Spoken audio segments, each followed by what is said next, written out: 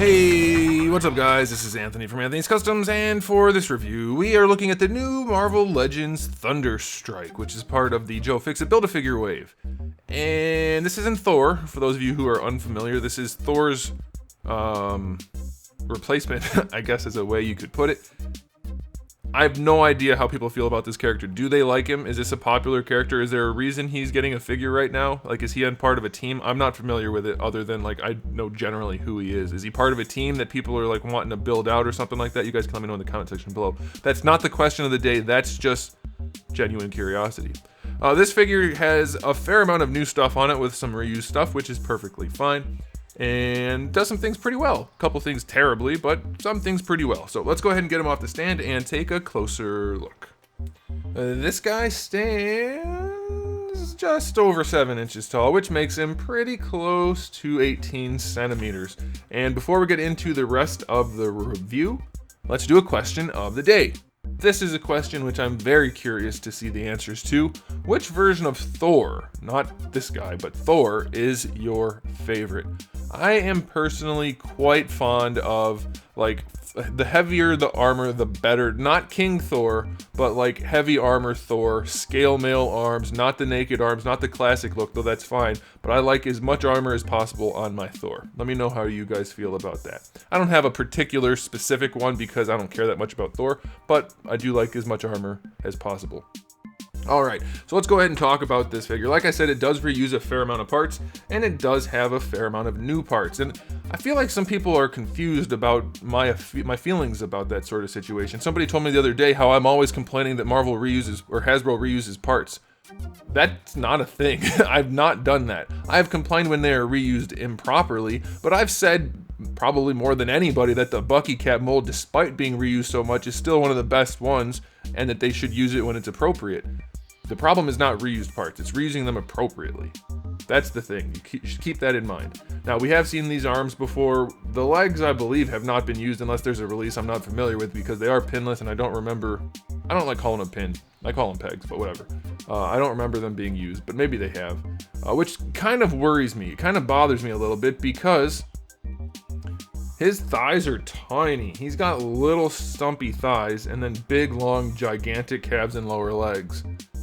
And this is all new molding as far as I'm aware. And if it's not specifically to him, it's still fairly new, which means they intend to reuse it, probably. Even if they don't have to reuse this combination, but these thighs are so tiny. Humans are not shaped like that. You don't have tiny thighs and then giant lower legs. That's not how we're built. It's the other way around. Your upper legs are longer than your lower legs by a little bit. So this is very strange that they have new molds that are still doing the same bad sculpting that we've seen for ages now. The sculpt work technically is good for, like, the boots. That's all fine. Muscle groups are, though, kind of lumpy, generally in good places, but it's weird that they're investing in new sculpts. These arms, like I said, I think we've seen the arms entirely before from that Thor figure, because we have the really nicely sculpted shoulder, the delts up here, the biceps, triceps. All of the muscle groups are really nice on this set of arms, until you raise the arms and then you get no sculpt work at all. It's just a big sphere of armpit. It's what it is. I'd rather not have that, but the outside sculpt work is really nice. And then in here we have, I don't remember if this is new or not. Was this reused? It looks new to me, but I can't remember. Anyway, we have some circular plates and then a diaphragm joint. We'll get into the articulation, but that's all pretty well sculpted and painted, so that's good. The head sculpt, we'll get into the problems of it in a second, but it's a pretty nice head sculpt. They did a pretty good job with the cartoonish look. It's definitely not a realistic sculpt, but they weren't going for that, so that's okay. I like the beard. They did a good job painting that as well. Same thing for the mouth. Good sculpt, good paint. Eyes are reasonably well done. The only thing that really stands out as being not good on this figure is the hairline. He looks like he's old and balding. You know, it just doesn't have the right vibe for me. If you're okay with it, then fine. The hair itself is sculpted, like the little strands are sculpted well. Ponytail does not move. Why?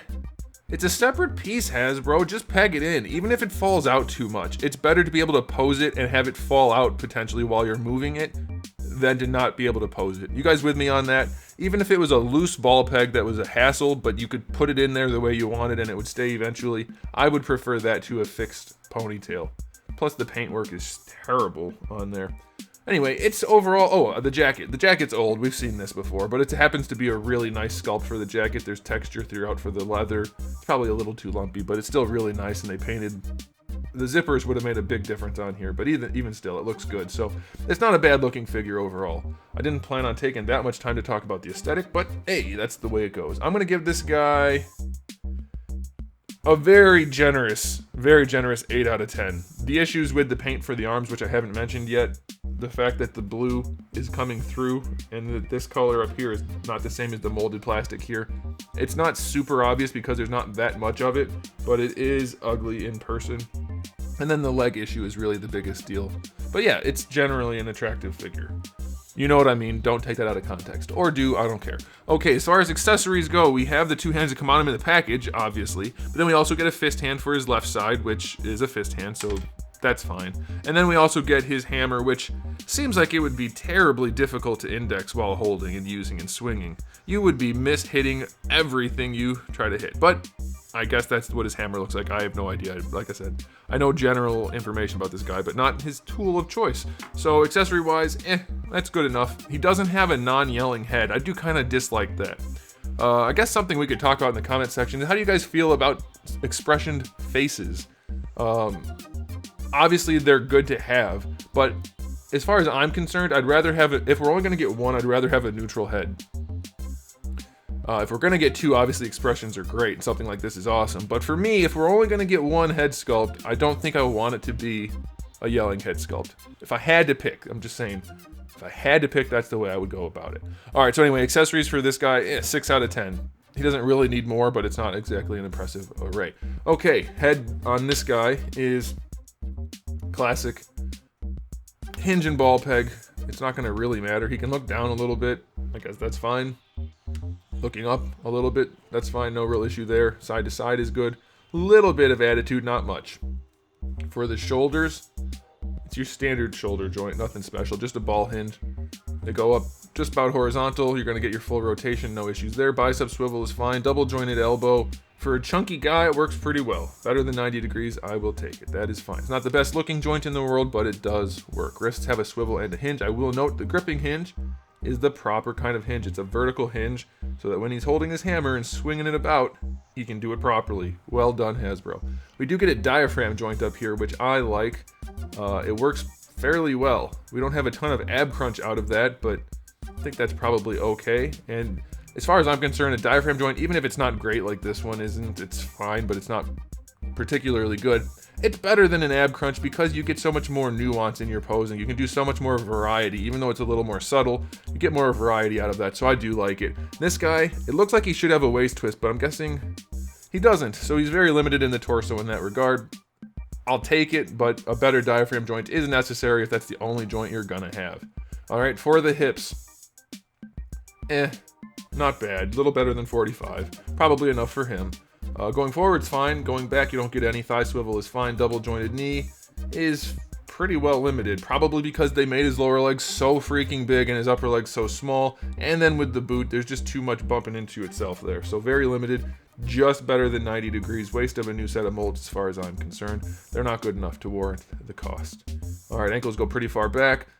Can't go too far forward because of the lumps up here. They weren't accounted for in the sculpt, so it's very limited. And then you get a fairly crooked ankle rocker. So articulation is really average at best for a Marvel Legends figure. Yeah, there's not a whole lot to write home about here. I'll give it a 6.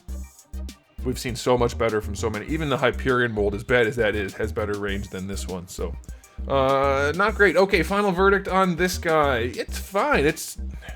There's a lot to like about it. They did a fair amount of paint on here. There's a decent amount of sculpt work on here that's good, but you can't pose it very well, and there are some things that stand out as being a problem, like the shoulders being unpainted properly, or painted improperly, the legs looking weird. All the good stuff is set back by those problems, so it's going to end up with only a 7 out of 10.